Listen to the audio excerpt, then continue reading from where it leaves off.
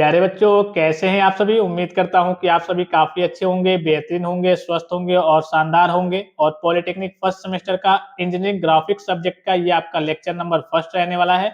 Simple, सरल और आसान भाषा में हम सारी चीजों को देखने वाले हैं, सारी चीजों को समझने वाले हैं। आपको रटने की बिल्कुल भी जरूरत नहीं है। आपकी भाषा में आपको सिंपल, सरल और आसान भाषा में मैं आपको सारी चीजें समझाऊंगा, सारी चीजें बताऊंगा।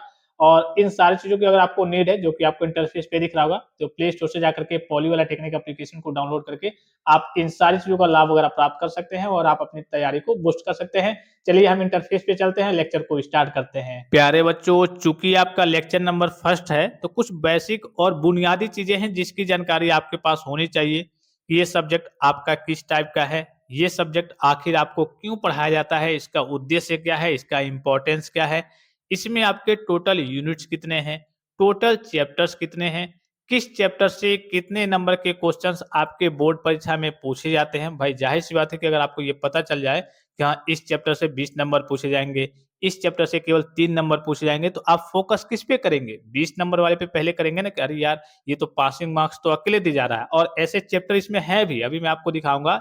एक दो चैप्टर ऐसे हैं जिसमें पहला ही आपका क्वेश्चन पूछा जाएगा और 18 नंबर का आपका क्वेश्चन पूछा जाता है और वो कंपलसरी रहता है। अगर आप पूरे पेपर को सॉल्व कर देते हैं, उसका अगर आप सॉल्यूशन नहीं करते हैं, उसको अगर आप ड्रा नहीं करते हैं, तो आपका कॉपी एक तरीके से यूं कह लीजिए कि चेक माना ही नहीं जाएगा, आपको 0-0 नंबर दे दिया जाएगा, उस सब्जेक्ट में आपको फेल कर दिया जाएगा।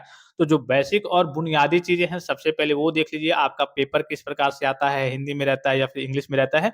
उसके बाद से हम यहाँ से चीजों को स्टार्ट करने वाले हैं, ठीक है।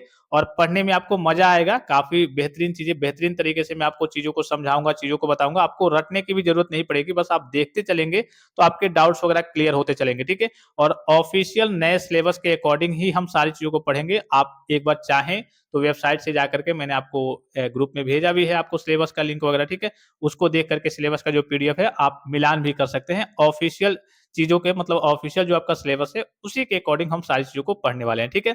सबसे पहले एकदम शुरू से शुरू करते हैं। ये आपका सब्जेक्ट का नाम क्या है? इंजीनियरिंग ग्राफिक्स, ग्राफिक्स, ठीक है। नॉर्मल भाषा में इसका पहले जो नाम था वो था इंजीनियरिंग ड्राइंग, ठीक है। ये ड्राइंग का ही सब्जेक्ट है, ड्राइंग कहिए या फिर ग्राफिक्स कहिए, ठीक है। उसका मतलब वही होता है कि विजुअल, जो आप ड्रा करते हैं, चीजों को बनाते हैं। तो पहले इसका नाम भी था इंजीनियरिंग ड्राइंग, लेकिन जब आपका सिलेबस चेंज हुआ तो इसका नाम भी चेंज करके इंजीनियरिंग ग्राफिक्स कर दिया गया। मतलब सेम ही होता है, इंजीनियरिंग ड्राइंग कहिए या फिर इंजीनियरिंग ग्राफिक्स कहिए, ठीक है। इतनी चीजों को समझ गए। इसके साथ साथ लगे हाथों एक और चीज मैं आपको बता दूं कि अगर आपको पॉलिटेक्निक फर्स्ट सेमेस्टर के, चाहे आपका कोई भी ब्रांच हो, आपको मालूम है ना कि फर्स्ट ईयर अर्थात फर्स्ट सेमेस्टर और सेकंड सेमेस्टर सभी ब्रांच के बच्चों के लिए सेम सिलेबस है, कॉमन सब्जेक्ट्स है।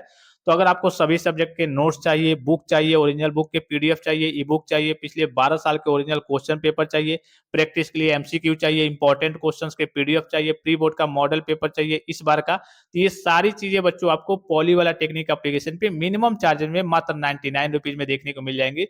प्ले स्टोर से जाकर के पॉली वाला टेक्निक एप्लीकेशन को डाउनलोड करके आप इन सारी चीजों का लाभ वगैरह प्राप्त कर सकते हैं और आप अपनी तैयारी को बूस्ट कर सकते हैं। ये जो मैं आपको चीजें दे रहा हूँ, ये पूरे यूट्यूब पे इतने कम प्राइस में आपको कहीं से देखने को नहीं मिलेंगे। जैसे अगर आप केवल बुक की ही बात करें तो 1450 के आसपास केवल आपके बुक का प्राइस होता है, अगर आप सभी सब्जेक्ट के बुक लेते हैं तो, ठीक है। इसके साथ साथ देखिए मैं आपको क्या दे रहा हूँ, बुक के तो आपको ओरिजिनल बुक के पीडीएफ भी मिल जाएंगे, साथ ही साथ आपको पढ़ने के लिए बेहतरीन क्वालिटी के नोट्स मिल जाएंगे, फार्मूले की बुक मिल जाएंगे, एमसीक्यू मिल जाएंगे, प्रैक्टिस के लिए एक एक नंबर के क्वेश्चंस, दो दो नंबर के क्वेश्चंस रिवीजन के लिए मिल जाएंगे। साथ ही साथ जो आपके बोर्ड परीक्षा में क्वेश्चंस पूछे जाते हैं उसका आपको पीडीएफ देखने को मिल जाएगा। जब आपको इंपॉर्टेंट क्वेश्चंस ही पता चल जाएगा तो आपको पढ़ने में और मजा आएगा कि हाँ, ताकि आप फेल नहीं होंगे। जब मेन तो यही है कि फेल होने का डर खत्म हो जाए, जब फेल होने का डर खत्म हो जाता है तो आपको पढ़ने में भी मजा आता है।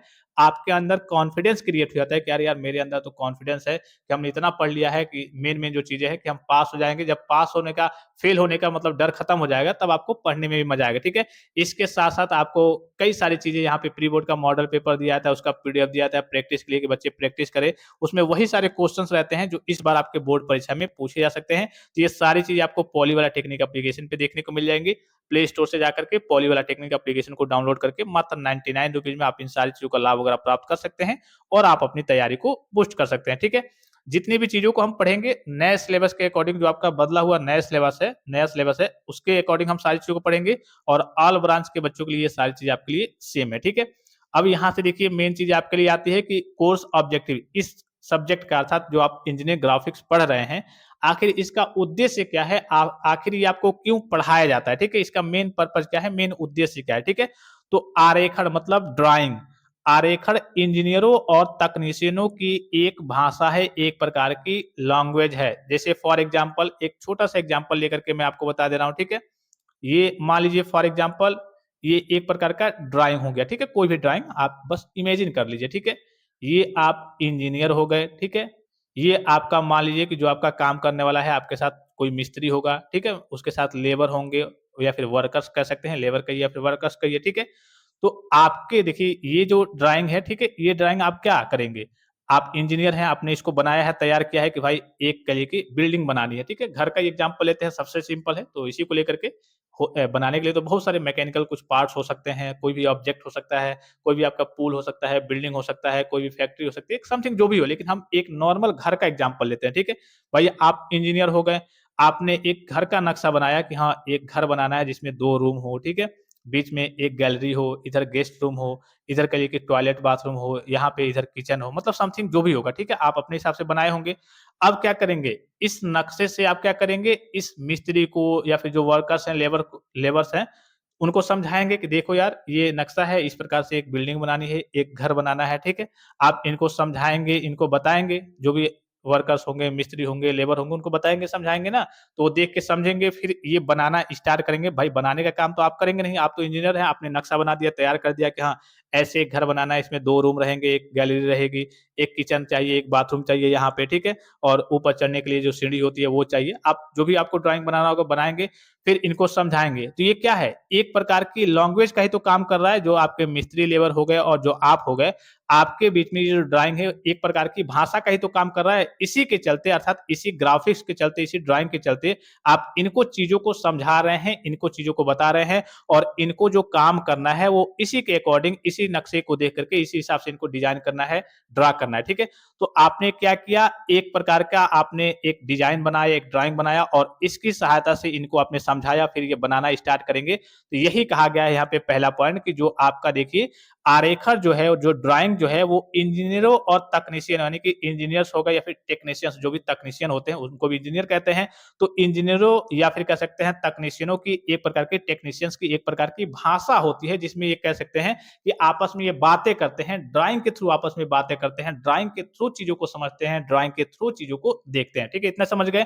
फिर इंजीनियरिंग आरेखण को पढ़ना और समझना उनका दैनिक दायित्व है, यानी कि जितने आपके इंजीनियर्स हो गए उनको इंजीनियरिंग ड्राइंग जो हो गया, ड्राइंग अर्थात हो गया, उनका पढ़ना उनका कहिए कि दैनिक दायित्व है भाई, उनके बिना उनका उनका काम चलेगा ही नहीं, जितने भी इंजीनियर हो गए, अगर वो नक्शा देख कर के समझ ना पाए या फिर उसको उन्होंने उसकी पढ़ाई ना की हो, तो वो कुछ समझ ही नहीं पाएँगे जब काम वगैरह करने जाएँगे तो।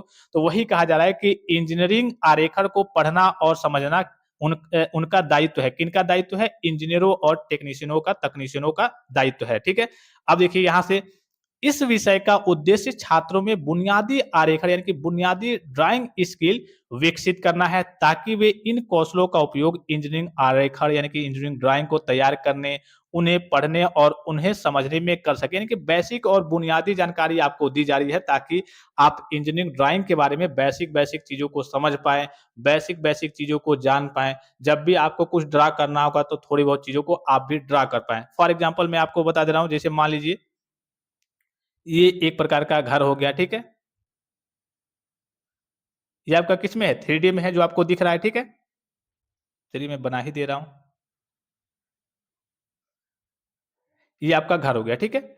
अब मान लीजिए आपसे कहा जाएगा कि हाँ, घर का नक्शा तैयार कीजिए, तो घर का नक्शा तो आप पेज पे 3D में बनाएँगे नहीं, ये तो आपको 3D में दिख रहा होगा, तो आपको इसको 2D में तैयार करना होता है। तो 2D में बनाने के कुछ रूल होते हैं कि हाँ, front view, top view, side view कैसे-कैसे, कहाँ-कहाँ पे बनेगा, तो इसका डिज़ाइन कुछ इस प्रकार से आप पेज पर बनाएँगे, ठीक है?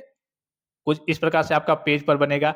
अब ये देख कर के क्या कोई आम आदमी समझ सकता है? नहीं, ये जो बनाया है वो समझ सकता है या फिर जिसने बनवाया है वो समझ सकता है, ठीक है? तो इसका कुछ रूल होते हैं, कुछ टर्म्स एंड कंडीशंस होते हैं। तो इसमें आपको क्या किया जाता है कि बेसिक-बेसिक आपको जानकारी दी जाती है कि हाँ, बेसिक बेसिक जो बुनियादी चीज़ें हैं, जैसे आपको नॉर्मली नक्शा, जैसे कोई ऑब्जेक्ट आपको दिखा दिया गया, कहेगा कहा जाएगा आपसे कि चलिए इसको आप तो देख रहे हैं, अब देख कर के आपको क्या दिख रहा है? ऑब्जेक्ट तो 3D में है, लेकिन आगे से जब आप देख रहे हैं तो आपको क्या-क्या दिख रहा है? इसको आप बनाइए। या फिर फॉर एग्ज़ाम्पल मान लीजिए कोई मैकेनिकल पार्ट्स हो गए, कुछ नट ही बोल्ट ले लीजिए कि ठीक है, ये आपका नट बोल्ट हो गया, ठीक है? अब इसको आपको डिज़ाइन करना है, इसको ड्रा करना है, तो इसमें क्या होता है भाई, इसके रूल होते हैं ना, कोई भी ऑब्जेक्ट बनता है, कोई भी चीज़ आपकी कंपनी में, फैक्ट्री में जब तैयार की जाती है, तो सबसे पहले उनका ड्राइंग ही तैयार किया जाता है। ड्राइंग के बाद से उनकी डायमेंशनिंग की जाती है कि हाँ भाई, ये जो इसकी हाइट है वो 10 एमएम है, ठीक है? इसका जो व्यास है वो 5 एमएम है। इसकी जो मोटाई है वो 3 एमएम है। भाई इसको पहले तैयार किया जाता है, देखा जाता है कि किस हिसाब से हमें बनाना है, कैसे-कैसे बनाना है। ऐसा नहीं है कि हाँ, एक बोल्ट बनाना है, तुरंत हम उठे, लेबर को कहे, मिस्त्री को कहे, वो जा कर के कंपनी में एक बोल्ट बनाना स्टार्ट कर दिया, नहीं। उसको पहले हम ड्रा करेंगे, उसका हम ड्राइंग बनाएँगे, उसकी हम डायमेंशनिंग करेंगे कि इसकी कितनी लंबाई रहेगी, कितनी चौड़ाई रहेगी, कितनी ऊँचाई रहेगी। फिर ये हम इंजीनियर हो गए, हमने इसको ड्रा किया, फिर हम मिस्त्री को, जो भी मतलब वर्कर होंगे, काम करने वाले होंगे, उनको दिखाएँगे, बताएँगे, समझाएँगे। फिर वो कह लीजिए कि इस ऑब्जेक्ट को फिजिकल तरीके से बनाना, कंपनी में बनाना स्टार्ट करेंगे, ठीक है? इसमें यही है कि बेसिक-बेसिक सभी बच्चों को बेसिक-बेसिक बुनियादी जानकारी दी जाती है, ताकि वो इंजीनियरिंग ड्राइंग को समझ पाएँ कि ये इंजीनियरिंग ड्राइंग है, इस प्रकार से बनता है, इसका रूल और नियम ये है, कानून ये है, और उसको समझेंगे और अपने स्तर से जिस भी चीज़ को बनाना होगा, जो भी आप इसमें पढ़ाया जाएगा, उसको आप अच्छे तरीके से बना पाएँगे, ठीक है? तो यहाँ पे वही कहा जा रहा है कि देखिए, इस विषय का उद्देश्य छात्रों में बुनियादी कहिए कि ड्राइंग कौशल यानी कि ड्राइंग स्किल विकसित करना है, ताकि वो इन इन कौशलों का उपयोग इंजीनियरिंग आरेखन तैयार करने में यानी कि बनाने में, उन्हें पढ़ने में और उन्हें समझने में कर सके। उसके बाद से यहाँ पे देखिए कि निर्देश देते समय एक और चीज़ यहाँ पे मेंशन किया गया है कि निर्देश देते समय बीआईएस एसपी 46 1988 के अनुसार छात्रों में वैचारिक कौशल विकसित करने पर जोर दिया जाना चाहिए। यहाँ पे बीआईएस का मतलब क्या है? Bureau of Indian standards special publication 46। देखिए हर एक देश का एक-एक या फिर हर एक चीज़ का एक-एक रूल होता है। जैसे आपने पढ़ा होगा, जैसे मैं कहूँ आपसे कि आपको चलिए उतनी दूरी तय करनी है, तो दूरी मैं आपको बताऊँगा, चलिए आपको 1 किलोमीटर दूरी तय करना है, ठीक है? या फिर मैं ये भी कह सकता हूँ कि 1000 मीटर आपको दूरी तय करना है, ठीक है? तो एक फिक्स रहेगा ना कि जब आप ड्राइंग बना रहे हैं, तो इसमें फिक्स रहेगा कि हाँ, आपको कहीं भी जहाँ भी डिस्टेंस की बात आएगी, तो आपको किलोमीटर में ही मेज़र करना है या फिर मीटर में मेज़र करना है या फिर सेंटीमीटर में आपको उसका मात्रक दर्शाना है या फिर मिलीमीटर में मात्रक दर्शाना है। भाई एक फिक्स होगा, पता ये चले कि कहीं पे आप दूरी को आप किलोमीटर में दर्शा रहे हैं, कहीं पे आप मीटर में दर्शा रहे हैं, कहीं पे आप सेंटीमीटर में दर्शा रहे हैं, तो जो बनाएगा उसको भी कन्फ्यूजन क्रिएट होगा और जब जो भी आपकी ड्राइंग को रीड करेगा, जो समझने की कोशिश करेगा, तो कहेगा अरे यार यहाँ पे इसने सेंटीमीटर में दर्शाया है दूरी को, यहाँ पे किलोमीटर में दर्शाया है, यहाँ पे मीटर में दर्शाया है, यहाँ पे सेंटीमीटर में दर्शाया है, तो समझने में उसको समस्याएँ क्रिएट होगी। तो एक मानक सेट किया जाता है कि हाँ, इसी के अकॉर्डिंग ही आपको सारे काम करने हैं। जैसे आपको कोई ड्राइंग बनाना है, तो आपकी ड्राइंग की शीट की लंबाई-चौड़ाई कितनी रहेगी, ठीक है? आपको कोई भी ड्राइंग बनाना है, तो किस एरिया में किधर बनाना है, किस तरीके से बनाना है, मार्जिन लाइन वगैरह क्या-क्या रहेगा। फॉर एग्ज़ाम्पल कि आपको एक ड्राइंग शीट दे दिया गया, ठीक है? ये आपको एक ड्राइंग शीट दे दिया गया। अब ये नहीं कि ड्राइंग शीट मतलब पेपर कह सकते हैं नॉर्मल कि हाँ, एक आपको पेपर दे दिया गया मतलब ड्राइंग शीट व्हाइट कलर का दे दिया गया। अब इसको ड्राइंग आपको इस पे ड्राइंग बनाना है, ठीक है? अब ये नहीं कि आपने पेंसिल उठाया, जो भी आपको ऑब्जेक्ट बनाना है, फॉर एग्ज़ाम्पल आपको एक नटी बोल्ट बनाना है, तो आपने यहाँ पे स्टार्ट कर दिया बनाना यहाँ से यहाँ तक, नहीं। इसका कुछ रूल होता है कि नहीं, आपको इधर से इतना छोड़ना है, इधर से इतना छोड़ना है, ठीक है? इधर से इतना छोड़ना है, इधर से इतना छोड़ना है, इसके बीच में आपको ड्राइंग तैयार करना है, इसका रूल है, ठीक है? और यहाँ पे आपको जगह छोड़ना है, यहाँ पे आपका पूरा नाम, कंपनी का नाम, जो भी डिज़ाइनर है अर्थात आप डिज़ाइनर हैं, आपने इस चीज़ को डिज़ाइन किया है, तो उसका नाम और आपकी कंपनी का नंबर, ये सारी चीज़ रहती है। तो इसका कुछ रूल होता होगा, कुछ टर्म्स एंड कंडीशंस होता होगा। तो जब भी कोई चीज़ बनाया जाता है, तो उसका कुछ टर्म्स एंड कंडीशन होता है, उसका कुछ स्टैंडर्ड मानक होता है कि हाँ, इसी के अनुरूप ही आपको बनाना है। अपने मन से जहाँ-तहाँ, जैसे-तैसे कुछ भी नहीं बना देना है, ठीक है? तो यही यहाँ पे कहा जा रहा है कि देखिए, निर्देश देते समय बीआईएस एसपी 46 1988 के अनुसार छात्रों में वैचारिक कौशल विकसित करने पर जोर दिया जाना चाहिए, यानी कि एक स्टैंडर्ड सेट कर दिया गया है कि इसके अकॉर्डिंग ही आपको सारी चीज़ों को बनाना है। जहाँ भी आप डिस्टेंस की बात आएगी, दूरी की बात आएगी, तो वहाँ पे क्या करना है, आपको एमएम में ही उसको मिलीमीटर में ही आपको मेज़र करना है, ठीक है? ये सारे स्टैंडर्ड इसमें सेट रहते हैं, ठीक है? इसका पूरा नाम क्या है बीआईएसएसपी का?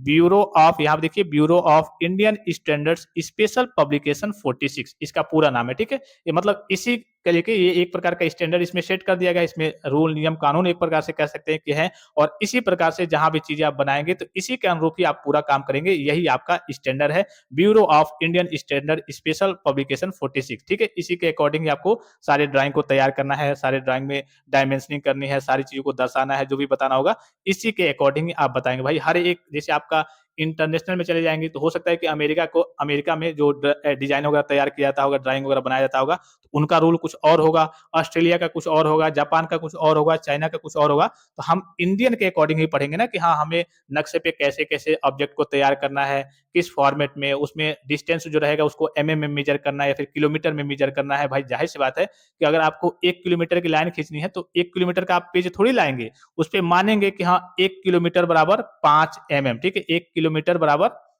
5 एमएम, ठीक है? जब 5 एमएम मान मान लेंगे तो आपने 5 एमएम की लाइन खींच ली, तो ये आपका क्या माना जाएगा? पेज पे आपने 5 एमएम की लाइन खींच दी, तो ये माना जाएगा कि हाँ, ये आपका 1 किलोमीटर का डिस्टेंस है। तो इस प्रकार से इसमें मानक मान करके जो आपका स्टैंडर्ड है, चलिए इसमें एमएम में ही होगा, तो आपको जहाँ किलोमीटर की ज़रूरत होगी, तो वहाँ पे मान लेंगे कि हाँ, 1 किलोमीटर बराबर 2 एमएम, 5 एमएम जितना भी मानना होगा, ठीक है? तो इसी के अनुरूप ही आपको सारे काम करने होते हैं, सारी चीज़ों को बनाना होता है, ठीक है? यहाँ तक चीज़ों को समझ गए? यहाँ तक तो अब आपको आगे कोई समझाने की ज़रूरत नहीं है और यही चीज़ें सेम चीज़ें यहाँ पे इंग्लिश में भी आपको दिख रही हैं, ये आपका हिंदी में है, ठीक है?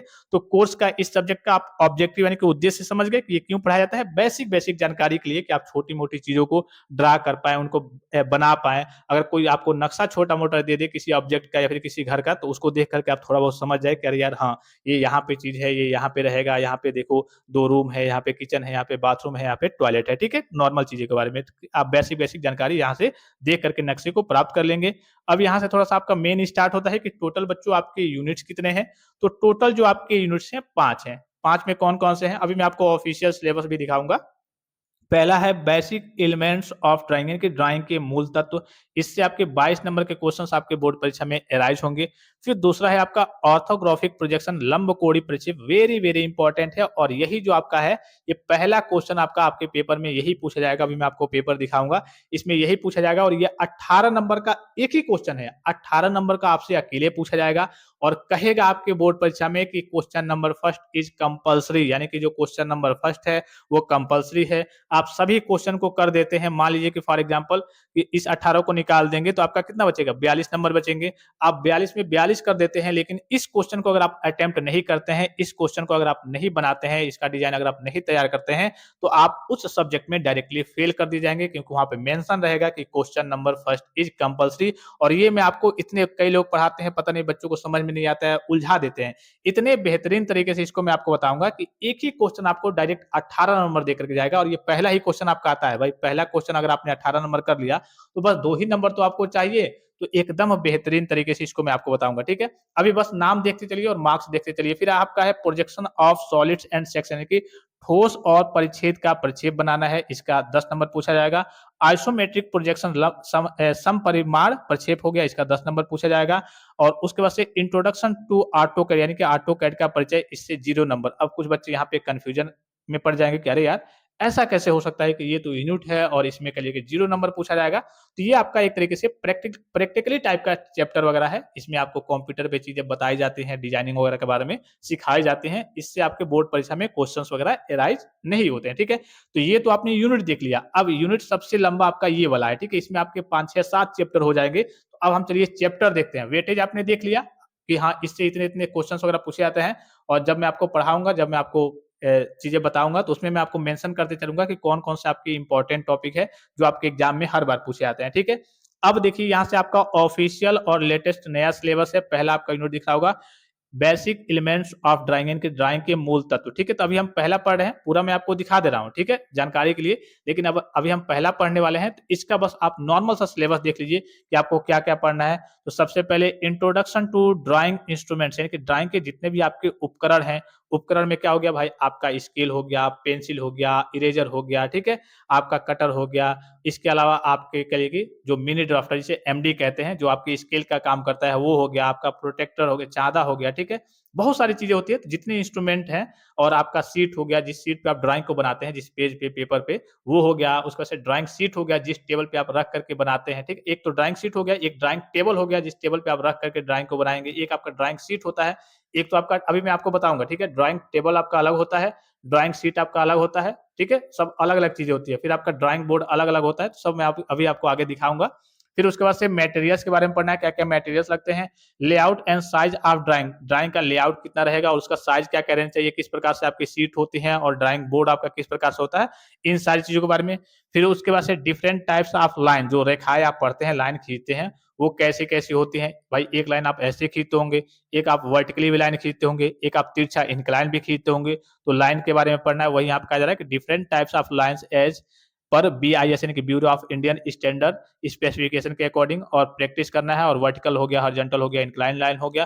फिर उसके बाद से ज्योमेट्रिकल फिगर्स हो गए, जैसे मैंने आपको बताया था कि आपका जैसे त्रिभुज बनाना हो गया, फिर आयत वगैरह, ठीक है, रेक्टेंगल वगैरह बनाना हो गया, फिर सर्किल बनाना हो गया, फिर दीर्घवृत्त बनाना हो गया, फिर कर्व वक्र बनाना हो गया, फिर हेक्सागोन हो गया, पेंटागोन हो गया, with the help of drawing instruments. यानी कि इसमें आपको स्केल से नहीं बनाना होता है, जैसे आपको पंचभुज बनाना है तो आपको चाप काट करके बनाना है, ठीक है। क्या करना है, चाप काट करके आपको प्रकार से आपको पंचभुज बनाना है, षष्ठभुज बनाना है, अष्टभुज बनाना है, दीर्घवृत्त बनाना है, सर्किल बनाना है, रेक्टेंगल बनाना है, ट्रिएंगल बनाना है। तो ये आपको चाप काट कर करके प्रकार की सहायता से इसको आपको बनाना होता है। इसमें ये नहीं कि हाँ स्केल उठाए, यहाँ 10 दिया है तो 10 मीजर कर दिया, यहाँ पे 5 दिया है तो 5 मीजर करके, नहीं, आपको चाप काट करके आर्क की सहायता से, आपको प्रकार की सहायता से इसको बनाना होता है, ठीक है। तो ये आपको बनाना है, ये आपको पढ़ना है।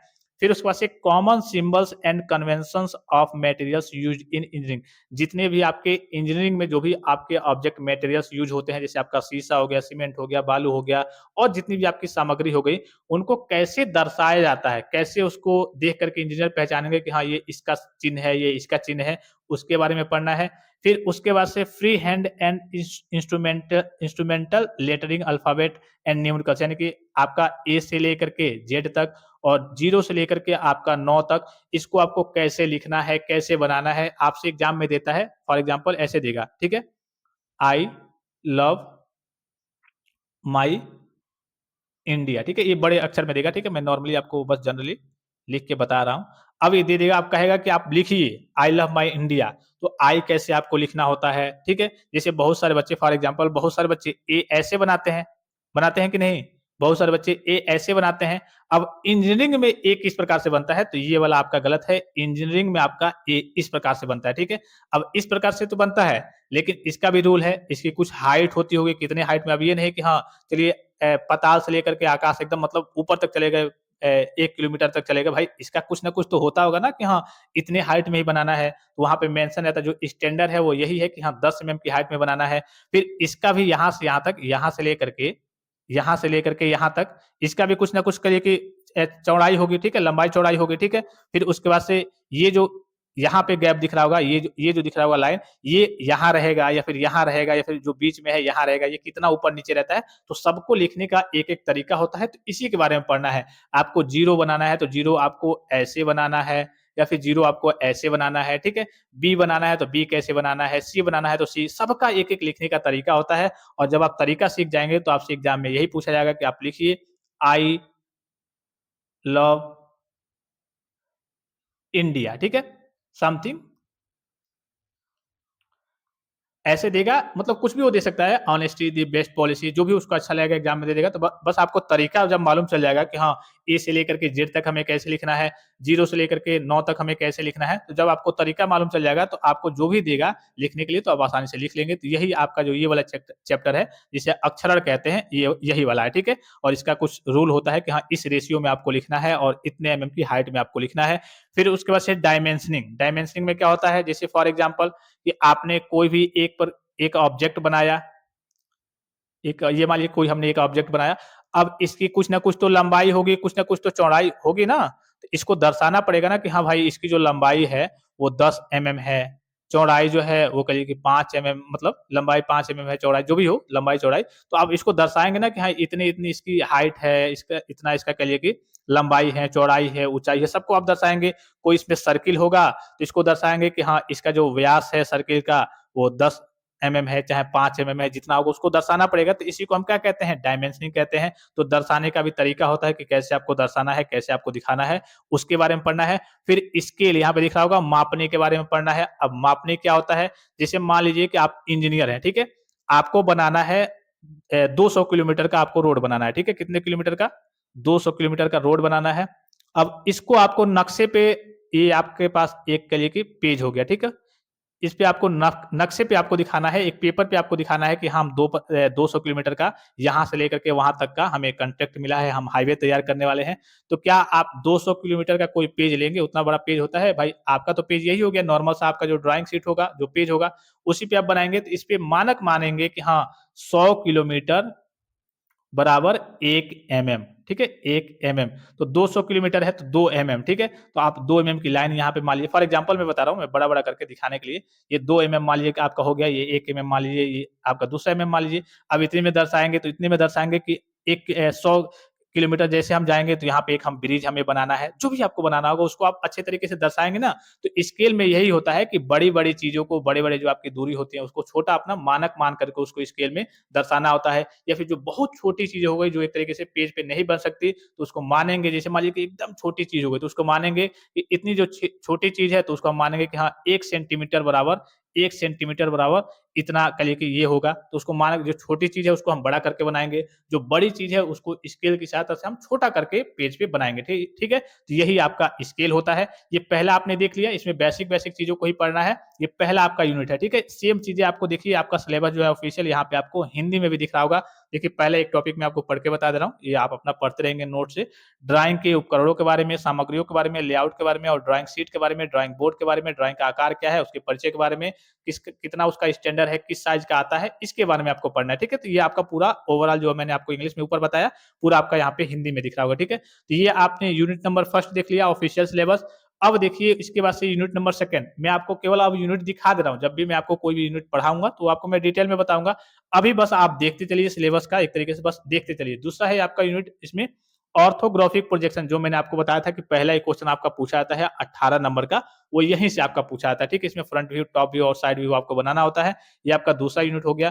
फिर तीसरे यूनिट की बात करें तो वो आपका होगा, देखिए, projection of solids and section, यानी कि काट हो गया और जो भी आपके ठोस हो गए उसका आपको प्रक्षेप बनाना होता है, प्रोजेक्शन तैयार करना होता है। ये तीसरा आपका यूनिट हो गया। फिर चौथा आपका यूनिट हो गया आइसोमेट्रिक प्रोजेक्शन, ठीक है, यानी कि सममितीय प्रक्षेप हो गया। फिर उसके बाद से पांचवा अगर आपका यूनिट देखेंगे तो पांचवा मैंने यूनिट आपको बताया था कि इससे आपके बोर्ड परीक्षा में क्वेश्चंस अराइज नहीं होते हैं। तो हो सकता है कुछ बच्चे कंफ्यूजन में हो, यार ऐसा कैसे हो सकता है कि क्वेश्चन ही अराइज ना हो, यूनिट दे दिया है किताब में और क्वेश्चन ही अराइज ना हो। तो यहाँ देखिए ऑफिशियली ये मेंशन है कि AutoCAD drawing will be evaluated internally by sessional marks and not by final theory paper, यानी कि थ्योरी पेपर में इससे नहीं पूछा जाता है। ये आपका कंप्यूटर पे, जैसे कंप्यूटर आइडर, ये क्या है, AutoCAD क्या है, एक प्रकार का आपका सॉफ्टवेयर है जिसमें कंप्यूटर पे बैठ करके आपको डिजाइनिंग का काम देखना होता है, सीखना होता है, ठीक है। तो ये आपको सिखाया जाता है प्रैक्टिकल के रूप में, इसमें आपको बताया जाता है। इसमें आपके थ्योरी जो आपका पेपर हो गया इंजीनियरिंग ग्राफिक्स का बोर्ड परीक्षा में, इससे आपके क्वेश्चन नहीं पूछे जाते हैं। इसमें ऑफिशियली मेंशन है कि आपका प्रैक्टिकल इससे कराया जाएगा और सेशनल में आपको मार्क्स वगैरह दिए जाएंगे जितने अच्छे से बेहतरीन तरीके से आप परफॉर्म करेंगे। हालांकि ये कॉलेज में आपसे पढ़ाई वगैरह इसके बारे में कुछ नहीं बताया जाएगा, नॉर्मली ऐसे ही आपके मार्क्स वगैरह दे दिया जाता है, ठीक है। तो इससे कुछ मतलब नहीं है, बस हाँ, जनरल नॉलेज के लिए आप देख लेंगे, मैं बता दूंगा जब पढ़ाऊंगा। तो ऑटो कैड क्या होता है, कौन सा सॉफ्टवेयर है, इसमें क्या क्या चीजें आपको सीखनी होती है। जैसे फॉर एग्जांपल मान लीजिए कि आपको कंप्यूटर पे बैठ करके क्यूब बनाना है, घन घनाभ वगैरह बनाना है, कोन शंकु वगैरह, पिरामिड वगैरह बनाना है, तो कैसे आप उसको डिजाइन करेंगे, कैसे बनाएंगे, इन्हीं सारी चीजों के बारे में ये कंप्यूटर पे बैठ करके एक प्रकार का ये आपका सॉफ्टवेयर है, ठीक है। ऑटोकैड क्या है, एक प्रकार का आपका डिजाइनिंग का सॉफ्टवेयर कह सकते हैं। तो ये पूरा काम आपका कंप्यूटर पे होता है। तो ये प्रैक्टिकली टाइप का ये चैप्टर जो है आपका प्रैक्टिकल टाइप का चैप्टर है। इसमें आपके थ्योरी में आपके बोर्ड परीक्षा में क्वेश्चन नहीं पूछे जाते हैं, बस आपको इसको सीखना होता है थोड़ा बहुत। जनरल नॉलेज के लिए जितना आप सीखेंगे आगे चल के जब कंपनी में आप काम करेंगे उतना आपके लिए बेटर रहेगा, ठीक है। पांचों यूनिट को आपने देख लिया। अब देखिए जो सबसे इसमें लंबा यूनिट है, यूनिट नंबर फर्स्ट है। यूनिट नंबर फर्स्ट आपने देखा, उसमें कई सारे टॉपिक है। तो अब चैप्टर को देखते हैं, क्योंकि जैसे आप जब आप चैप्टर को नहीं देखेंगे तो आपको ये जो सब्जेक्ट है इसमें पढ़ने में काफी सारी दिक्कतें होंगी, क्योंकि कई सारे सब्जेक्ट में जो यूनिट होते हैं तो उसी के हिसाब से नॉर्मल चैप्टर होते हैं। लेकिन इसमें जो है यूनिट करिए कि नॉर्मल है, उसमें कई सारे चैप्टर में डिवाइड है। तो पहला आपका चैप्टर पड़ेगा बच्चों, यहाँ आप देखिए कि इंजीनियरिंग ड्राइंग का बेसिक ज्ञान, यानी कि मूल तत्व के बारे में पढ़ना है, बेसिक एलिमेंट्स ऑफ ड्राइंग के बारे में पढ़ना है। फिर दूसरा हो गया इंजीनियरिंग में प्रयोग होने वाली सरल ज्यामितीय रचनाएं तथा वक्र। जैसे मैंने आपको बताया था कि आपको त्रिभुज बनाना है, आयत बनाना है, षष्टभुज बनाना है, पंचभुज बनाना है, आपको अष्टभुज बनाना है, ठीक है, आपको दीर्घवृत्त बनाना है, तो कैसे आपको चाप काट करके बनाना है, इसके बारे में ये दूसरा आपका चैप्टर है। फिर तीसरा है आपका देखिए इंजीनियरिंग में प्रयुक्त चिन्ह तथा निरूपण रूढ़ियाँ, जैसे आपका कोई शीशा हो गया, कोई सीमेंट हो गया, बालू हो गया, जो भी हो गया, तो उसको आप कैसे इंजीनियरिंग लाइन में कैसे उसको दर्शाते हैं, उसका सिंबल क्या होता है, उसके बारे में पढ़ना, ये तीसरा चैप्टर है। फिर चौथा चैप्टर मैंने आपको अक्षर के बारे में बताया कि कैसे आपको लिखना होता है, उसके बारे में पढ़ना है। फिर पाँचवाँ आपका विमा दर्शाना, जिसे विमांकन कहते हैं, तो इसके कुछ नियम होते होंगे, कुछ कानून होते होंगे और कैसे-कैसे दर्शाना है, उसके बारे में हम पढ़ना है। ये 5वाँ आपका चैप्टर है। 5 चैप्टर ये हो गए, फिर आगे चलते हैं थोड़ा-सा। फिर उसके बाद से मापनी है, मापनी के बारे में मैंने आपको बताया कि कैसे आप लंबी-लंबी चीज़ों को मेज़र करके आप मानक मान करके कि हाँ, 200 किलोमीटर बराबर 2 एमएम, 5 एमएम ऐसे मानक मान करके आप तैयार करते हैं, तो ये मापनी में आपको पढ़ना होता है। फिर लंबकोणीय प्रक्षेप यानी कि ऑर्थोग्राफिक प्रोजेक्शन, ये जो आपका चैप्टर है वेरी, वेरी इंपॉर्टेंट और ये पहला ही क्वेश्चन वेरी, वेरी इंपॉर्टेंट क्यों कर रहा हूँ? ये पहला ही क्वेश्चन आपसे पूछा जाएगा, 18 नंबर में पूछा जाएगा और कंपल्सरी करके देगा कि question number first is compulsory, ये आपको करना ही करना है। तो ये मैं आपको बड़ी आसान भाषा में बताऊँगा, जिस बच्चे ने कुछ भी नहीं पढ़ा है, इंजीनियरिंग ग्राफिक्स का उसको ई भी नहीं पता है, वो भी जब एक ही लेक्चर केवल मेरा ये देखेगा तो उसको सारी चीज़ें समझ में आ जाएँगी और 18 नंबर उसका यहाँ से फिक्स हो जाएगा। ठीक है? 18 नंबर ये फिक्स हो गया, उसके बाद से 7 नंबर मैं आपको फिक्स वाला बता दूँ चैप्टर, 7 नंबर आपका यहाँ से फिक्स है, तो 18 7 25 तो आपका यही हो गया। फिर 7 नंबर आपका दर्शाने के लिए यहाँ से आता है, ठीक है? ये नॉर्मल चीज़ है, ठीक है? इससे कभी-कभी पूछा जाता है, कभी नहीं पूछा जाता है, लेकिन ये फिक्स है 7 नंबर, ये फिक्स है 7 नंबर, 14 हो गया। फिर इससे भी कभी-कभी पूछा जाता है, कभी-कभी नहीं पूछा जाता है और ये मापनी वाला आपका फिक्स है, इससे आपके 7 नंबर या फिर कभी-कभी 14 नंबर, अधिकतर तो 7 ही नंबर के क्वेश्चन पूछे जाते हैं। ये मापनी से आपका फिक्स है और यहाँ से आपका 18 नंबर फिक्स है, ठीक है? तो इससे कई सारे क्वेश्चन पूछे जाते हैं, यूनिट नंबर फर्स्ट से ही देखेंगे तो, लेकिन ऑप्शनल में रहते हैं कि हाँ, इसको करिए या फिर इसको करिए, ठीक है? इसके पेपर का पैटर्न भी थोड़ा-सा अलग होता है, अभी मैं आपको पेपर भी दिखा दूँगा और एक और वीडियो मैं आपको प्रोवाइड करूँगा, जिसमें मैं आपको पेपर का पैटर्न बता दूँगा कि इसमें किस प्रकार से आपके क्वेश्चन 3 पे इसका पैटर्न होता है, 3 प्रकार से क्वेश्चन्स वगैरह घुमा करके पूछे जाते हैं, अर्थात इसका जो पेपर का पैटर्न होता है, वो 3 तरीके से होता है, तो तीनों तरीकों में आपको बताऊँगा, ठीक है? उसके बाद से आपका 8वाँ है, आपका देखिए बिंदुओं की प्रक्षेप है, फिर आपका सरल रेखाओं का प्रक्षेप है, फिर आपका तलों के प्रक्षेप है, प्रोजेक्शन ऑफ प्लेन्स हो गया, फिर सतहों की पहचान आइडेंटिफिकेशन ऑफ सर्फेसेज हो गया। 11-15 चैप्टर है इसमें, ठीक है? उसके बाद से देखिए 12वां है ठोसों में प्रक्षेप हो गया, फिर वस्तुओं के परिच्छेद एवं निरूपण हो गया, फिर आपका परिमाण प्रक्षेप हो गया, फिर आपका ऑटोकैड हो गया, तो ये तो आपका एक तरीके से प्रैक्टिकल टाइप का चैप्टर ही है, ठीक है? टोटल आपके 15 चैप्टर हो गए, अभी हमको केवल फोकस करना है चैप्टर नंबर फर्स्ट पे। चैप्टर नंबर फर्स्ट में हम क्या पढ़ेंगे बच्चों? यहाँ पे देखिए इंजीनियरिंग ड्राइंग का बेसिक ज्ञान यानी कि मूल तत्व, इंजीनियरिंग ग्राफिक्स है क्या, इसका उपयोग, इसका महत्व क्या है और इंजीनियरिंग ड्राइंग के कौन-कौन से उपकरण हैं, इसके बारे में हमें पढ़ना है, ठीक है? तो चलिए स्टार्ट करते हैं, बाकी ये दिख रहा होगा आपको पेपर वगैरह, ठीक है? ये पहला ही क्वेश्चन मैं आपको दिखा दूँ, जो मैंने आपको कहा था शुरू में, पहला ही क्वेश्चन आपका देखिए 7, 5, 12, 6, 18, पहला ही क्वेश्चन आपका 18 नंबर का पूछा जाएगा और कहेगा कि क्वेश्चन नंबर फर्स्ट जो है वो कंपल्सरी है, अर्थात इसका अनिवार्य है, इसको आपको करना ही करना है। भाई 18 नंबर ये काफ़ी ईज़ी होता है, ठीक है? जो मैं आपको लेक्चर प्रोवाइड करूँगा, आप कोई भी लेक्चर नहीं देखते हैं, केवल ये लेक्चर ज़रूर देख लेंगे, इसमें सारी चीज़ें आपको दी रहती है, ठीक है? इसको आपको एक तरीके से ये 3D में आपको कोई ऑब्जेक्ट देगा कि हाँ, देखिए, इधर से देख के देखिए क्या दिख रहा है, इधर से देखिए क्या दिख रहा है, ऊपर से देखिए क्या दिख रहा है और इन सारी चीज़ों को आप बनाइए, ठीक है? इस प्रकार से ये एक तरीके से आपको कोई भी ऑब्जेक्ट दे देगा, कोई भी ड्राइंग दे देगा और उससे कहेगा कि हाँ, फ्रंट से देखिए क्या दिख रहा है उसको बनाइए, साइड से देखिए क्या दिख रहा है उसको बनाइए, टॉप से देखिए क्या दिख रहा है उसको बनाइए, ठीक है? ये आपका ओरिजिनल पेपर है, मैंने आपको बताया था कि पॉलीवाला टेक्निक एप्लीकेशन पे आपको सारे पेपर्स भी देखने को मिल जाएँगे, ठीक है? तो वहाँ पे जाकर के आप सारे नोट्स पेपर को भी ले सकते हैं। अब चलिए यहाँ से आपका स्टार्ट करते हैं चैप्टर नंबर फर्स्ट क्या है? इंजीनियरिंग ड्राइंग का बेसिक ज्ञान यानी कि बेसिक जो जानकारियाँ हैं इसके ऊपर उपकरण कौन-कौन से हैं इंजीनियरिंग ड्राइंग के, इसके बारे में हमें पढ़ना है, ठीक है? तो चलिए स्टार्ट करते हैं। सबसे पहला आपके पास ये जानकारी होना चाहिए कि इंजीनियरिंग ग्राफिक्स किसे कहते हैं? भाई कोई पूछ दे कि हाँ बताओ इंजीनियरिंग ग्राफिक्स किसे कहते हैं? इसका महत्व क्या है? तो पता चले कि आप कुछ बता ही ना पाएँ। भाई तो बेसिक जानकारी आपके पास होनी चाहिए ना, जो सब्जेक्ट आप पढ़ रहे हैं उसके बारे में थोड़ी-सी जानकारी। तो एक लाइन में कोई भी पूछे आपसे या फिर कभी भी आपसे पूछा जाए तो एक लाइन में आपको जवाब देना है कि इंजीनियरिंग ग्राफिक्स क्या है? इंजीनियरों की भाषा है। जितने भी इंजीनियर हो गए, उनकी एक प्रकार की भाषा है। जो इंजीनियर लोग होते हैं, भाई बात तो वो भी हम ही लोग जैसे करते हैं, वो भी तो आदमी होते हैं। जैसे आप भी इंजीनियर बनेंगे तो आप भी तो आदमी हैं, बात तो नॉर्मली आप घर पे करेंगे।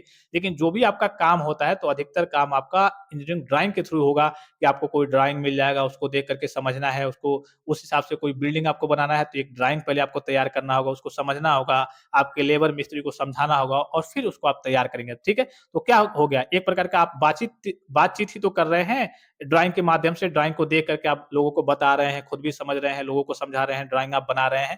तो ये क्या होता है एकदम सिंपल भाषा में कहें तो इंजीनियरिंग ग्राफिक्स इंजीनियरों की एक प्रकार की भाषा है और थोड़ा-सा लंबा करके कहना चाहते हैं, यहाँ पे देखिए इंग्लिश में भी है, engineering graphics is the language of engineers, ठीक है? और थोड़ा-सा लंबा करके बताना चाहते हैं तो ऐसे बता दीजिए कि इंजीनियरिंग ग्राफिक्स इंजीनियरों के विचारों, जो भी इंजीनियर हो गए तो उनके अंदर जो भी विचार आता है कि अरे यार मुझे ये बनाना है तो इसको हमें ऐसे-ऐसे बनाना है, तो वो अपना डिज़ाइन तैयार करेंगे। तो इंजीनियरिंग ग्राफिक्स इंजीनियरिंग के विचारों, डिजाइनों और वस्तुओं को तकनीकी चित्रों द्वारा दर्शाने की एक प्रकार की कला है। एक प्रकार की क्या है? कला है, एक प्रकार का आपका कहिए कि उनका तरीका है, उनका एक तरीके से डिजाइनिंग का तरीका है, ठीक है? तो नॉर्मल भाषा में कहेंगे तो क्या है? इंजीनियरिंग ग्राफिक्स इंजीनियरिंग के विचारों, डिजाइनों और वस्तुओं को तकनीकी चित्रों द्वारा यानी कि टेक्निकल फिगर्स द्वारा, टेक्निकल ग्राफिक्स द्वारा दर्शाने की एक प्रकार की कला है।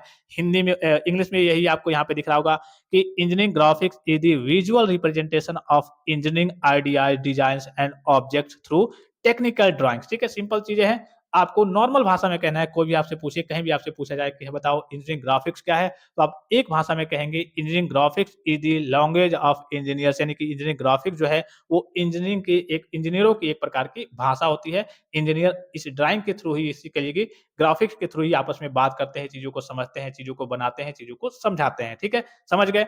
उसके बाद से नेक्स्ट है इसका इंपॉर्टेंस क्या है भाई? जो भी चीज हो गया, कोई भी सब्जेक्ट हो गया, कोई भी टॉपिक हो गया, तो उसका कुछ ना कुछ इंपॉर्टेंस होता होगा, महत्व होता होगा। तो इंजीनियरिंग ग्राफिक्स का आखिर महत्व क्या-क्या है? तो देखिए यहाँ पे इंजीनियरिंग क्षेत्र में इंजीनियरिंग ग्राफिक्स का काफ़ी महत्व है। Engineering graphics are very important in the engineering field. अब क्या-क्या महत्व है, एक-एक करके चलिए हम देखते हैं। तो सबसे पहला है डिज़ाइन रिप्रेजेंटेशन, यानी कि डिज़ाइन को दर्शाना। भाई आप इंजीनियरिंग ग्राफिक्स की सहायता से तो आप डिज़ाइन को दर्शाते हैं, तो डिज़ाइन को दर्शाना। इंजीनियरिंग डिज़ाइन को ड्राइंग के रूप में दिखाने में मदद करता है। कौन मदद करता है? इंजीनियरिंग ग्राफिक्स, अर्थात ग्राफिक की मदद से ही आप इंजीनियरिंग डिज़ाइन को क्या करते हैं, जो भी डिजाइनिंग इंजीनियरिंग में चीजें होती हैं, डिजाइन करने वाले उसको डिजाइन करेंगे, उसको दर्शाएंगे ड्राइंग के रूप में, उसको दिखाएंगे, ठीक है? तो इंजीनियरिंग डिजाइन को ड्राइंग के रूप में दिखाने में मदद करता है। It represents engineering ideas and design through technical drawings. फिर उसके बाद से दूसरा है इजी कम्युनिकेशन, इजी संचार, यानी कि आसान, यहाँ पे देखिए आसान संचार। इंजीनियर इंजीनियर्स और वर्कर्स के बीच टेक्निकल इंफॉर्मेशन समझने में मदद करता है। जैसे फॉर एग्जांपल मैंने आपको बताया था, आपका कोई भी ये नक्शा हो गया, ठीक है?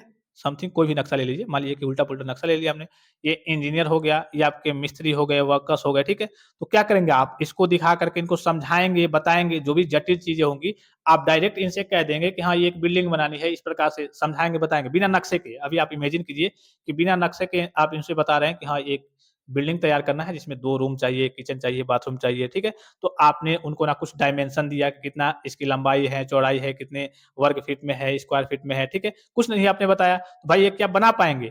जब आप इनको नक्शे से बताएँगे कि हाँ, देखो ये नक्शा है, ये ज़मीन इतनी है, 1000 स्क्वायर फुट में फैली हुई है, यहाँ पे हमें 2 रूम चाहिए, 1 किचन चाहिए, 1 बाथरूम चाहिए और पूरा नक्शे में आपने डिज़ाइन किया है, तो इनको जब समझाएँगे तो ये चीज़ों को समझ जाएँगे, उस हिसाब से चीज़ों को क्या करेंगे, डिज़ाइन करेंगे। तो ये क्या करता है, जटिल समस्याओं को, जटिल चीज़ों को एक तरीके से आसान कर देता है और आपके कम्युनिकेशन को, आपके संचार को, आपके जो समझने वाली चीज़ें हैं, उसको एक तरीके से आसान कर देता है, ठीक है? तो यही कहा जा रहा है कि इंजीनियर्स और वर्कर्स के बीच में टेक्निकल इन्फॉर्मेशन समझने में क्या करता है? मदद करता है। कौन मदद करता है भाई? इंजीनियरिंग ग्राफिक्स मदद करता है, ठीक है? फिर उसके बाद से तीसरा देखिए, एक्यूरेट मेजरमेंट, यानी कि सही माप। आपको मैंने शुरू में ही बताया कि जब आप डायमेंशनिंग करते हैं, तो उसमें लंबाई, चौड़ाई, ऊँचाई सभी चीज़ों को अच्छी तरीके से दर्शाते हैं। तो ये सही और सटीक माप आपको देता है। तो वस्तु के डायमेंशंस और मेजरमेंट को एक्यूरेटली बताता है। It shows the exact size, shape and dimensions of objects. फिर उसके बाद से है मैन्युफैक्चरिंग, निर्माण, यानी कि मशीन पार्ट्स को बनाने के लिए आवश्यक जानकारी देता है। मैंने आपको बताया था कि मान लीजिए फॉर एग्ज़ाम्पल कि आपको एक नट या फिर बोल्ट ही बनाना है, तो आप डायरेक्ट नहीं बना देते हैं। सबसे पहले इसकी करिए कि आप डायमेंशनिंग करेंगे कि हाँ, यहाँ से यहाँ तक इसकी लंबाई इतना एमएम होगा, ठीक है? इसका जो ये व्यास है, या ये जो छोटा वाला व्यास है, जो बड़ा वाला व्यास है, ये इतना-इतना होगा। इसको पहले आप डायमेंशन देंगे, एक इसका मेज़रमेंट करेंगे कि हाँ भाई, इतना हमें मतलब कंपनी में या फिर जो भी आपको ज़रूरत होगी कि बोल्ट की, कि हमें इतने एमएम की बोल्ट की ज़रूरत है, इस हिसाब से हमको तैयार करना है। तो सबसे पहले आप क्या करेंगे? मैन्युफैक्चरिंग से पहले, निर्माण से पहले उसका आप ड्राइंग तैयार करेंगे। जब ड्राइंग तैयार कर लेंगे, चीज़ों को देख लेंगे, समझ लेंगे, फिर उस हिसाब से उस ऑब्जेक्ट को आप बनाएँगे, ठीक है? तो यही कहा जा रहा है कि मशीन पार्ट्स को बनाने के लिए या फिर जिस भी चीज़ को बनाना है, उसको बनाने के लिए आवश्यक जानकारी देता है। कौन जानकारी देता है? इंजीनियरिंग ग्राफिक्स, अर्थात इंजीनियरिंग ड्राइंग या फिर इंजीनियरिंग डिज़ाइन कहिए। ये जो डिज़ाइन है, जो ड्राइंग है, वो आपको कोई भी चीज़ आपको बनाना हो, तो उससे पहले वो आपको सटीक सटीक जानकारी दे देता है कि हाँ, ऐसे-ऐसे इसकी डायमेंशनिंग रहेगी, ऐसे-ऐसे आपको बनाना है। तो कोई भी मशीन पार्ट्स हो गया, फिर कोई भी चीज़ आपको बनाना हो गया, तो उसके लिए ये आवश्यक जानकारी आपको देता है। फिर कंस्ट्रक्शन यानी कि निर्माण कार्य, जैसे बिल्डिंग हो गया, ब्रिज हो गया या फिर अन्य स्ट्रक्चर की ड्राइंग बनाने में उपयोगी होता है। जब भी आप देखते होंगे, जब भी आपके कुछ घर वगैरह बनते हैं, कोई कंपनी बनती है, कोई फैक्ट्री बनती है, कोई पुल बनता है, तो पुल पे आपने देखा होगा ना, कई सारे इंजीनियर लगे होते हैं कि हाँ, देखो यहाँ पे ये मटेरियल ऐसे रहेगा, इसको ऐसे बनाना है, ऐसे स्लोप करना है, ठीक है? इसका डिजाइनिंग यहाँ पे इतने मटेरियल्स लगाने हैं, ठीक है? यहाँ पे इतने छड़ रहेंगे, ये इतना कहिए कि शक्ति सहन वो होता है ना, लोड, यहाँ इतना ये भार सहन कर सकता है, इसको ऐसे तैयार करना है क्योंकि इस पे एक साथ 3-3 ट्रक आएँगे, तो इस प्रकार से आपको उतना मतलब उसको स्ट्रॉन्ग बनाना है, उतना उसको सामर्थ्य देना है कि हाँ, इतनी शक्ति को मतलब इतने पावर को वो सहन कर पाए, ठीक है? सब उसमें चीज़ें होती हैं, तो जो भी आपको चीज़ बनाना होगा, यहाँ पे देखिए वही कहा जा रहा है कि बिल्डिंग, ब्रिज और अन्य स्ट्रक्चर की ड्राइंग बनाने में उपयोगी होता है। कौन उपयोगी होता है? इंजीनियरिंग ग्राफिक्स, अर्थात इंजीनियरिंग ग्राफिक्स की सहायता से आप हर एक चीज़ को, जैसे ब्रिज ही बनाना होगा आपको, तो ब्रिज को पहले डिज़ाइन करते हैं, फिर उसके बाद से उसको देखते हैं, समझते हैं कहाँ पे स्लोप रहेगा, कहाँ पे ब्रिज रहेगा, कैसे कहाँ-कहाँ पे क्या-क्या चीज़ें रहेंगी। तो पहले आप ग्राफिक्स के थ्रू, पहले आप ड्राइंग के थ्रू ही चीज़ों को समझते हैं, बनाते हैं और फिर उसके बाद से निर्माण का कार्य आप शुरू करते हैं और उसको कंप्लीट करते हैं, ठीक है? फिर उसके बाद से देखिए नेक्स्ट है आपका बेटर अंडरस्टैंडिंग, यानी कि बेटर समझ, कॉम्प्लेक्स ऑब्जेक्ट को आसानी से समझने में मदद करता है। जैसे आपने देखा होगा कई सारी मशीनें होती हैं, उसमें कहिए कि कुछ पार्ट्स हो गए, ठीक है? ये पार्ट्स इतने इसमें लेंथी पार्ट्स होंगे, कुछ समझ में नहीं आएगा, ठीक है? तो जब आप पहले ड्राइंग तैयार करते हैं, तो ड्राइंग में थोड़ा-सा बड़ा-सा तैयार करके उसको अच्छे से देखेंगे, समझेंगे और जो भी आपके मिस्त्री लेबर होंगे, उनको अच्छे से दिखाएँगे, समझाएँगे। तो जो कॉम्प्लेक्स चीज़ें होंगी, जो आपको देख कर के समझ में नहीं आ रहा था, वो ड्राइंग के थ्रू आपको आसानी से समझ में आ जाएगा। तो वही यहाँ पे कहा जा रहा है कि बेहतर समझ, यानी कि कॉम्प्लेक्स ऑब्जेक्ट्स को आसानी से समझने में मदद करता है। जो ड्राइंग होता है, वो कॉम्प्लेक्स ऑब्जेक्ट को भी आसानी से समझने में मदद करता है। फिर देखिए नेक्स्ट क्या है आपका, 7वां क्या है कि प्लानिंग, योजना।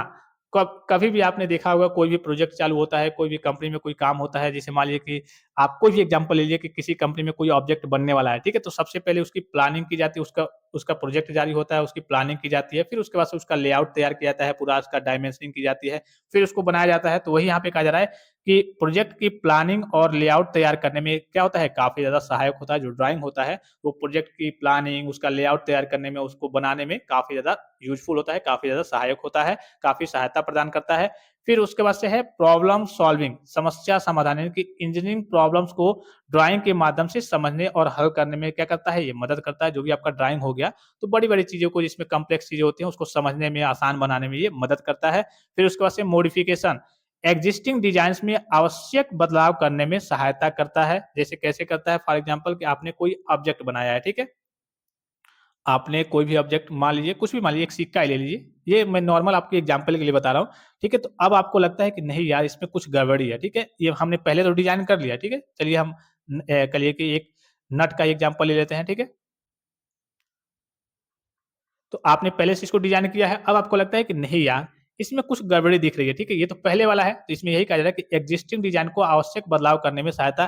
तो आपने एक्जिस्टिंग डिज़ाइन, जो आपने पहले का डिज़ाइन बनाया हुआ है, जो भी चीज़ है, तो उसको आप देखेंगे, फिर आप सोचेंगे ना, नहीं यार, इसमें ये गलती है, जो यहाँ पे चूड़ी कटी हुई है, जो नट में, यहाँ पे नहीं रहनी चाहिए, बाहर रहनी चाहिए, अंदर रहनी चाहिए, यहाँ-यहाँ पे मिस हो गया, ठीक है? तो आप इसको फिर से नया ड्राइंग के रूप में नया क्या करेंगे, नया क्रिएट करेंगे, नया बनाएँगे और जो भी इसमें गलतियाँ होंगी, इसको आप सुधार करेंगे, ठीक है? तो यही यहाँ पे कहा जा रहा है कि एक्जिस्टिंग डिज़ाइन को में आवश्यक बदलाव करने में क्या होता है, करता है, सहायता प्रदान करता है। कौन सहायता प्रदान करता है भाई? इंजीनियरिंग ग्राफिक्स, अर्थात इंजीनियरिंग ड्राइंग आपको सहायता प्रदान करता है कि फिर से चलिए आप, आपका जो भी एक्जिस्टिंग ऑब्जेक्ट हो गया, या फिर जो भी एक्जिस्टिंग आपका पहले का ड्राइंग हो गया, या फिर ऑब्जेक्ट हो गया, उसको देखिए, उसका एनालिसिस कीजिए, फिर उसके हिसाब से जो उसमें कमी आपको दिख रही है, तो नया डिज़ाइन आप तैयार कीजिए, नया फिर उसके बाद से नया ऑब्जेक्ट आप बनाइए, ठीक है? फिर उसके बाद से है डॉक्यूमेंटेशन, यानी कि रिकॉर्ड। भाई ज़ाहिर-सी बात है कि कोई भी आप ड्राइंग बनाते हैं, तो किसी पेज पे ही बनाते होंगे, किसी पेपर पे भी, किसी कॉपी पे कहीं न कहीं तो बनाते होंगे, या फिर कल मान लीजिए कि आप चलिए ऑनलाइन बना रहे हैं, तो कंप्यूटर में ही बना रहे हैं, तो उसका आपके पास रिकॉर्ड तो रहेगा ना, कि ये थोड़ी होगा कि हाँ, चलिए वो एक तरीके से मिट जाए। जब तक आप डिलीट नहीं करेंगे, या फिर जब तक आप पेज को फाड़ करके फेंकेंगे नहीं, वो आपके पास रिकॉर्ड रहेगा। तो यहाँ पे यही कहा जा रहा है कि डिज़ाइन्स और टेक्निकल डिटेल्स को फ्यूचर रेफरेंस के लिए सुरक्षित रखने में उपयोगी होता है। जब भी आप कोई ड्राइंग बनाते हैं, कोई भी चीज़ आप पेपर पर बनाते हैं, तो जैसे आप उसको मान लीजिए कि सबमिट करके आप अलमारी अलमारी में रख दिए या फिर उसको अच्छी तरीके से सुरक्षित तरीके से रख दिए, तो ये आपका क्या रहेगा, हमेशा के लिए रिकॉर्ड रहता है। ये नहीं कि हाँ, चलिए आपने बनाया बस आपका एक तरीके से वेस्ट हो गया, ये खत्म हो जाएगा 1 महीने में, 5 दिन में, 10 दिन में, नहीं। ये आपका एक तरीके से रिकॉर्ड के रूप में आपके पास हमेशा के लिए जब तक आप रखना चाहते हैं, वो आपके पास सुरक्षित रहेगा, ठीक है? तो ये आपने पढ़ लिया importance of engineering graphics. Engineering graphics के क्या-क्या एक तरीके से इम्पोर्टेंस है, कहाँ-कहाँ पे किस प्रकार से यूज़ वगैरह होता है, नॉर्मल चीज़ों को आपने पढ़ लिया, ठीक है? अब नेक्स्ट लेक्चर से हम स्टार्ट करेंगे बच्चों, आपके जो सिलेबस के अकॉर्डिंग चीज़ें हैं, ये बेसिक-बेसिक आपने चीज़ों को समझ लिया, देख लिया, पढ़ लिया। अब उसके बाद से स्टार्ट करेंगे जो आपके चैप्टर नंबर फर्स्ट में आपके उपकरण वगैरह है, कौन-कौन सी चीज़ें, जैसे आपका इरेज़र हो गया, स्केल हो गया, पेंसिल हो गया, तो कितने प्रकार की पेंसिल होती है, लाइन वगैरह कैसे आपको खींचनी होती है, सारी चीज़ों के बारे में हम नेक्स्ट लेक्चर से स्टार्ट करेंगे। तो आई होप कि ये लेक्चर आपको काफ़ी ज़्यादा हेल्पफुल और इन्फॉर्मेटिव लगा होगा। बाकी अगर आपके मन में किसी प्रकार का डाउट्स हो, कोई संदेह हो, तो आप कमेंट बॉक्स में कमेंट करके पूछ सकते हैं। फिलहाल इस सेशन में इतना ही, इजाज़त दीजिए। धन्यवाद। Thanks for watching. मिलते हैं नेक्स्ट सेशन में।